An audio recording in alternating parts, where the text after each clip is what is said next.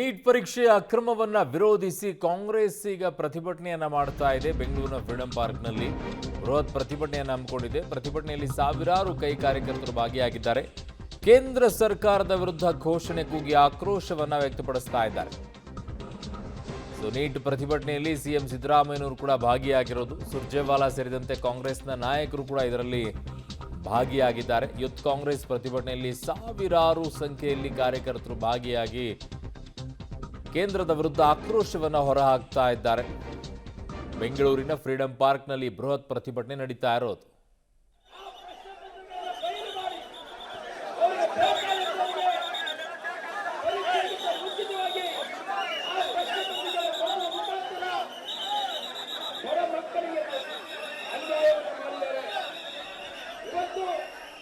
ಬೆಂಗಳೂರಿನ ಫ್ರೀಡಂ ಪಾರ್ಕ್ನಲ್ಲಿ ನಡೀತಾ ಇರುವಂಥ ಪ್ರತಿಭಟನೆ ಇದು.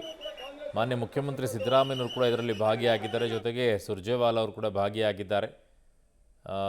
ದೃಶ್ಯದಲ್ಲಿ ನೀವು ನೋಡ್ತಾ ಇದ್ದೀರಾ. ಯೂತ್ ಕಾಂಗ್ರೆಸ್ನವರು ಈಗ ದೊಡ್ಡ ಮಟ್ಟದಲ್ಲಿ ಹೋರಾಟವನ್ನು ಮಾಡ್ತಾ ಇದ್ದಾರೆ. ಕೇಂದ್ರದ ವಿರುದ್ಧ ಆಕ್ರೋಶವನ್ನು ವ್ಯಕ್ತಪಡಿಸ್ತಾ ಇದ್ದಾರೆ.